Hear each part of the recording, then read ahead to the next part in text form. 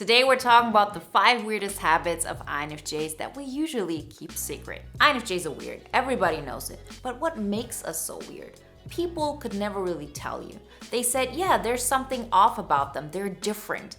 But let's talk about the habits that actually make us different. Let's talk about the habits that we all know are so true to us INFJs, and still we keep hidden because they seem so extraordinary and so weird. Before we get started, remember to sign up for the waiting list for the next INFJ Epic Life Bootcamp round. It starts in the beginning of November. So make sure you're on that list, you get access to the early bird price, and you get notified once we go live. All the information you find in the links in the description. Habit number 1, we get stuck on people. So when I'm talking about getting stuck on people, I'm not talking about, oh, we have a crush on somebody, we like somebody. No, I'm talking about being stuck on people for years. And we even get stuck on people that we actually didn't even have such a long relationship with. Sometimes we get stuck on people that we have met once.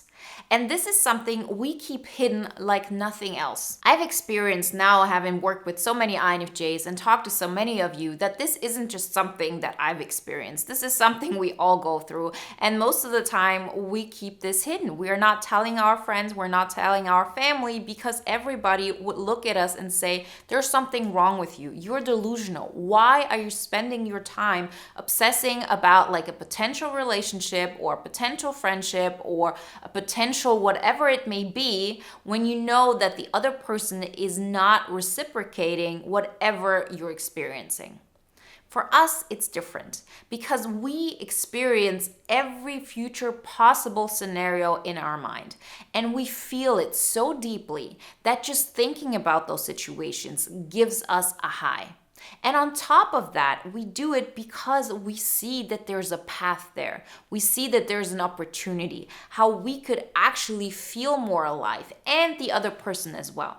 So because we have such an emotional reaction to our own imagination, we tend to go back there over and over and over again. And when can you do this? When you don't have anything actualizing in the real world with that person, for example. Because once things become clear, there's nothing you can do about it. It's like they're black and white. But as long as we don't have 110% confirmation that the person is not the person we thought they were, that the opportunity we thought could happen isn't happening, until we have this complete proof, and we've proven it to ourselves mainly, right? It's not enough for other people to tell us. Until that time, we actually get stuck on people, and it's really, really difficult for the INFJ to get out of that. Habit number 2, and this works very much in combination with habit number 1, is that we get addicted to a life that is not our own, because we tend to live in our mind and to always look at the world from our dream-like state.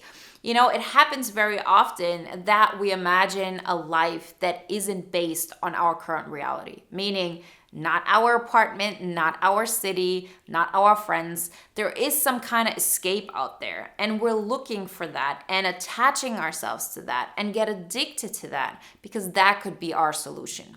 Right? This isn't something that is healthy, just as the first habit isn't. But once we recognize that those are just default states, that's how our mind works, we can make the best out of it. We can understand how this can be something that drives us, something that inspires us, but we also know when to set boundaries and when to say this is enough.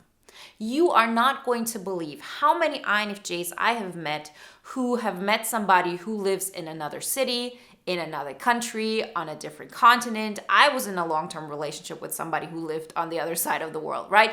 And, I've talked about this in other videos, and INFJs wrote like underneath, oh, you're talking about me here. Like, you took this as inspiration for your video. And I was like, no, believe it or not, like, I've heard it from another INFJ because this is so common. For us INFJs, it is really difficult to attach ourselves to reality. And this is also what the audio guide is based on and what the bootcamp is based on. By the way, all the information you find in the links in the description if you want to know more about this. But the basis of what I'm doing is that, we have to find anchors in our current reality so we can start creating something and pretty much watering our own grass instead of looking at our neighbor and like what we're not having and thinking that the grass is always going to be greener there. No, we need to start watering our own life. But the thing that we tend to do is to get addicted to a possible life that would get us out of our reality. We only later would find out that this new reality wouldn't be better because we're not changing things in the real world. The escape is that we're not connecting to the real world, but we're connecting to things we imagine could be. And as long as there's such a big discrepancy between those two, and you're not doing anything to improve your life in the real world to get closer to that vision, we're always going to look for any kind of escape in order to feel better about our current situation. Habit number 3, we have an exponential learning curve. So this is something that is actually very positive. But again, a lot of INFJs don't know about this. And it also looks weird to other people because it means if you start something new, let's say a new skill, or you start like creating something and you're just in the beginning phases, most of the time others will be better than the INFJ. The INFJ will take longer and it will look like the INFJ is either lazy or they're not smart enough or they're just slow. And the worst thing about this is that most INFJs who are in this situation actually take this personally. They think that there's something wrong with them, that they're just slow, that they're never going to be as successful as somebody else. When the only thing missing is time. Because the way our mind works, we create a web of information and you cannot see the entire picture until your web is big enough. Meaning, the longer you stick with something, the more you're going to accelerate with the results you're getting. But you can only do this if you trust yourself to be able to make it happen.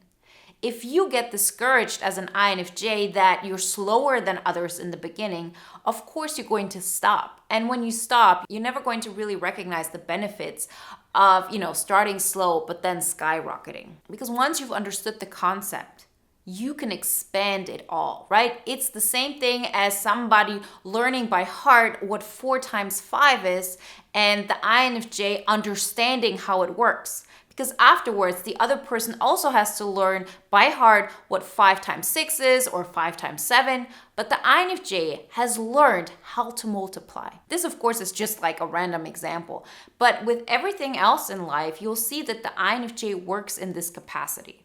And once I had understood this, I allowed myself to be slower in the beginning than my peers. Because I allowed that to myself and I was calm. And because of this calmness, I was able to focus on my personal progress and get the results that I wanted. Habit number 4, we are really good at understanding ourselves, but we're bad at changing something about it. The INFJ is really good at self-reflection.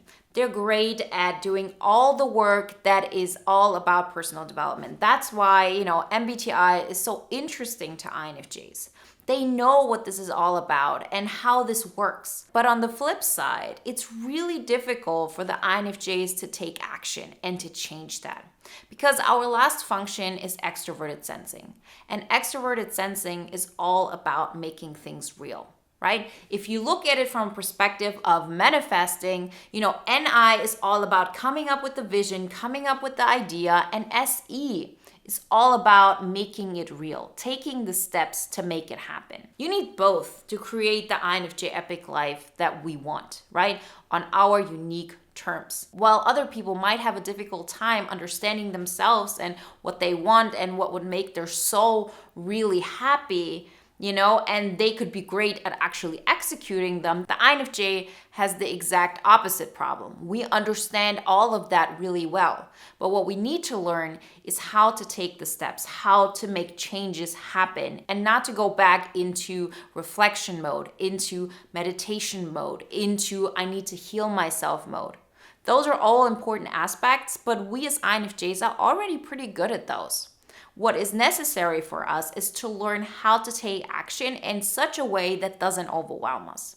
This is also the basis of everything that I do, and this is also why I was so eager to start this channel, because I recognized that this was the missing link to happiness in my life. And I always say, we as INFJs, we don't have to do all the things, right? We're never going to be able to take so much action and to do all the things, but we don't have to. We already have such a great vision and know where we want to go that once we take a couple of important steps, we actually start building a trajectory and a momentum that leads us to where we want to be. Again, if you want to know more about this, check out the free posters, check out the audio guide, and sign up for the waiting list for the next bootcamp round. All the information you find in the links in the description. Habit number 5, we uniquely adapt at naming our unique challenges. Meaning, if we, for example, are afraid to post a video on YouTube, we might be able to say, I'm afraid to take that step because I'm afraid of the judgment I'm going to receive. People are going to look at me and are going to have an opinion about it. And that scares me because I don't like that feeling. This is something you probably won't hear from another personality type.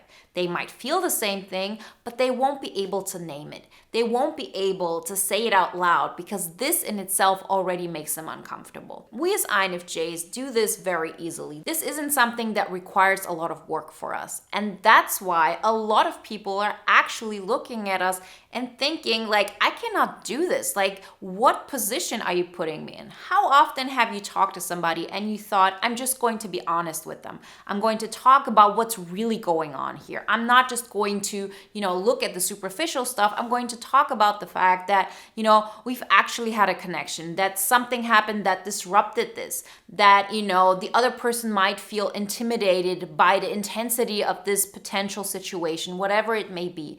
And we talk about it because this comes natural to us. This isn't difficult.